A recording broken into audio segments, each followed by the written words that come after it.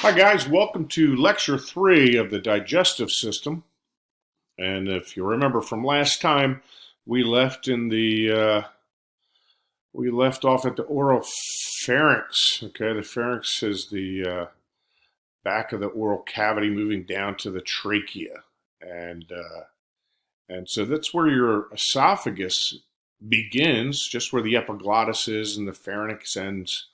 And the esophagus is this long tube that leads us down into the bowels, literally.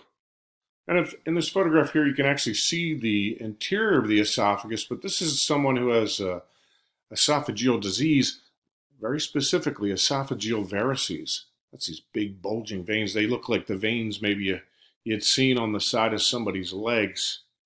And you don't want to have esophageal varices. So the esophagus is a muscular tube connecting the throat with the stomach. It's about 8 inches long.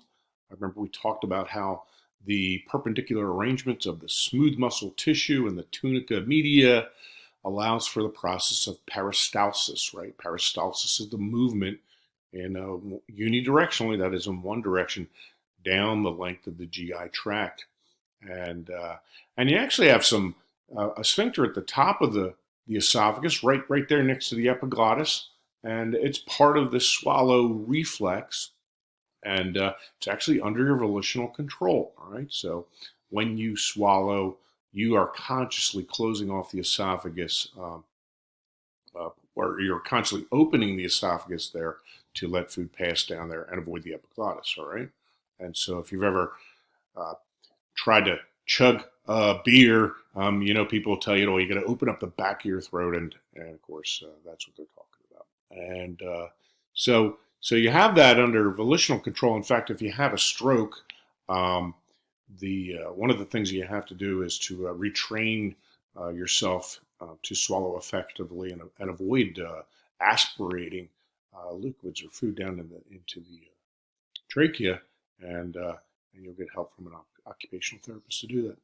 So anyway, the esophagus, like I said, is about 8 inches long, passes down deep, back behind the heart, back behind the trachea, and the lungs, and then it has to get through the diaphragm. Remember, the thoracic cavity is separated from the abdominal cavity by this huge muscle, the diaphragm. And in order for the esophagus to get through, it has to go through a hole, and the name of that hole is the hiatus. Of course, if I said I was taking a hiatus, you might say that I was going to take a leave of absence. And a leave or an opening is exactly what hiatus means. Now, the hiatus is right up against the stomach and the lower esophageal sphincter. And that hiatus can actually be torn. And when you have a tear, that's connective tissue. When you have a tear in the connective tissue that allows GI tract stuff to bulge out, you get a hernia. And that's exactly what a hiatal hernia is. And so if you have a hiatal hernia, the stomach can actually bulge up through that hiatus. So what kind of things can give you a hiatal hernia? Well, being obese is one of those things. Maybe you coughed really hard and you tore the muscle. I don't know all the causes for the hiatal hernia, but the bad thing about a hiatal hernia is it can mimic all the symptoms associated with a heart attack. You have terrible chest pain, rapid breathing, rapid heart rate, all kinds of things. Because you put pressure on the mediastinum, that's double plus on good. All right, so a hiatal hernia is a tear in the connective tissue that serves as the opening for the esophagus down into the stomach. Now, right there, you have the lower esophageal sphincter as well. And that lower esophageal sphincter, or the gastroesophageal sphincter, is a source for a lot of problems for Americans. Millions of Americans have disease associated with that GE sphincter, and it's because it's not closed up enough. Remember, the esophagus is this mucous membrane, and it's nice and slimy, lets food move down there. And then when it gets to the GE sphincter, it's moving food into a very violent and destructive part of your GI tract called the stomach, which is filled with hydrochloric acid, which has a pH of around 2. So what can happen is this. If that sphincter doesn't close enough, and that can be accomplished for a lot of reasons. Maybe you're overweight and there's lots of pressure in there. Maybe you eat a lot of chocolate or drink a lot of coffee. That can cause that GE sphincter to relax. Anyway, you'll have stomach acid regurgitated back up into the esophagus. And that stomach acid burns the tissue. In fact, it causes esophageal erosions. The tissue becomes eroded because, look, this tissue in the esophagus is not designed to take liquid with a pH of 2 on it. All right? Your stomach has very thick mucus. Your esophagus has different types of mucus. So anyway, so these esophageal erosions that are caused by the reflux of acid into your stomach leads to gastroesophageal reflux disease, or GERD. Untreated GERD can lead to Barrett's esophagus. You see, this is actually a photo of somebody with Barrett's esophagus, and this is a precancerous condition. So if you keep damaging that tissue, what you can end up with are cells that are mutated and form cancer cells. There's another kind of esophagitis that's the result of an autoimmune malfunction. It's called an eosinophilic esophagitis, and it does the same thing that GERD does. You'll have terrible heartburn, you'll have pain, you'll have damage to the tissues as well. And an eosinophilic esophagitis, eosinophils are white blood cells, and they're part of the immune response. And people who have allergens to common dietary components like milk or wheat or eggs can have the same sort of inflammation associated with GERD and some changes to the tissues that are similar. Now, esophageal cancer is a bad one, right? Remember that your whole GI tract has very rich blood supply and also has a very rich supply of lymphatic vessels very close to the interior. And so once the cancer develops, it can metastasize quite readily. Not only that, but surgery of the esophagus is really problematic because it's buried deep in your chest. Hard to resect cancerous tissues out of there. And a lot of times, surgery on cancer just doesn't really help much anyway. Of course, you can avoid that with a healthy lifestyle. Avoid becoming obese and limit your intake of foods that cause acidic conditions in your gut. Of course, another disease of the esophagus are these esophageal varices, right? And esophageal varices are varicose veins inside the esophagus. And as you can imagine, this tissue is kind of porous, easily torn. And of course, that's what happens to esophageal varices. They rupture. You can rupture them simply by eating some rough stuff that tears them, or they just get so bad they just rupture on their own. And so why would you get varicose veins in your esophagus? And the common cause of that is fatty liver disease. Right? So the liver is this big organ we'll talk about in a minute. But if it's stressed out, whether you have a genetic abnormality or whether you're an alcoholic, which is very often the case for varices, you end up with fatty liver disease.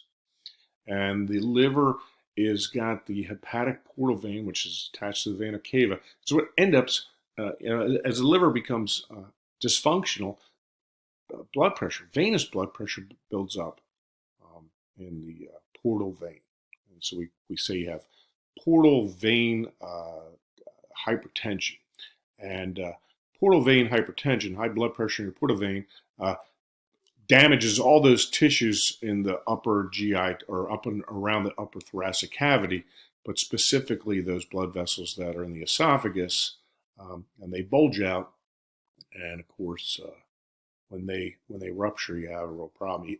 You can't really sew them back together because the tissue is so damaged, and so these people.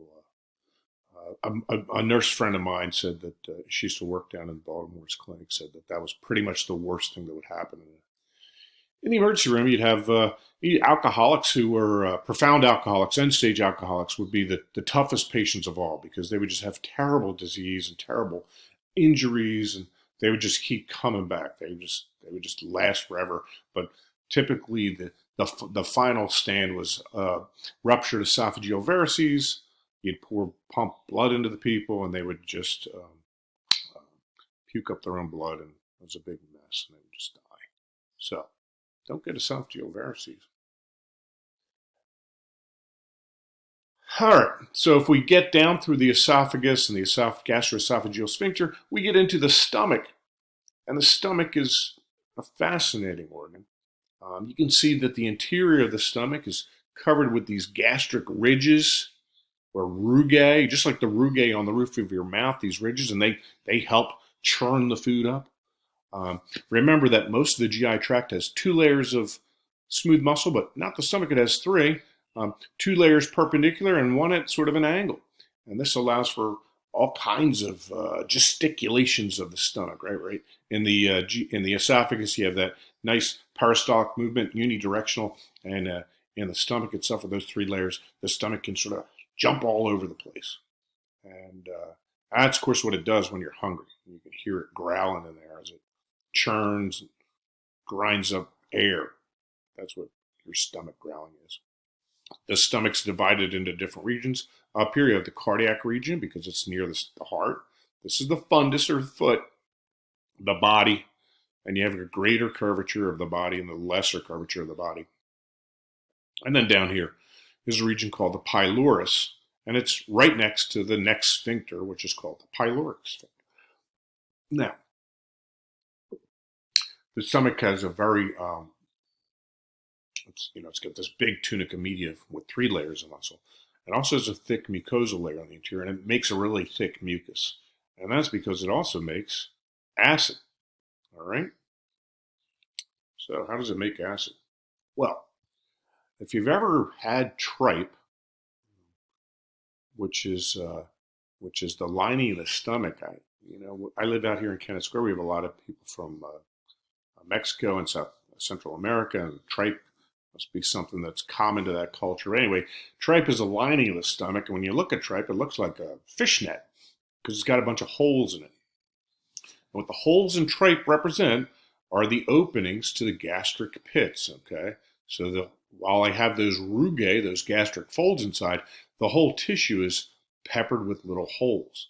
And those little holes represent the gastric pits, and the gastric pits have a bunch of different cells in here, all right? So I've got these chief cells down in the bottom. I've got the parietal cells that occupy here, and I have plenty of goblet cells here. They call them mucous neck cells. But anyway, so I've got parietal cells, chief cells, and then the goblet cells, and they are all secreting what ends up becoming this gastric secretion. And from the chief cells down at the bottom, you get this precursor enzyme called pepsinogen. So pepsinogen is created by the chief cells, and pepsinogen needs hydrochloric acid in order to become activated, and that's where the parietal cells come in. So the parietal cells secrete hydrochloric acid, pH2. It's pretty tough stuff. When pepsinogen comes into the presence of hydrochloric acid, portions of it are cleaved off, and it becomes the active enzyme pepsin, and pepsin is a protease that attacks protein amino acid peptide bonds. Pepsin breaks it down. It's an enzyme that attacks the peptide bond in proteins. Parietal cells also secrete a cofactor called intrinsic factor, which is necessary for you to absorb vitamin B12 cobalamin. All right. And so if you have dysfunction in the gut, in the stomach specifically, with the parietal cells, one of the things you can end up with is pernicious anemia. All right, if you're not making the right amount of intrinsic factor, pernicious anemia, it's just a fun word to say. Pernicious means really bad and tough. Anemia is the inability to absorb B12 from the gut. And there's all kinds of neurological conditions that arise from pernicious anemia. Last but not least are the goblet cells, and they're producing this very thick mucus that we find there in the stomach.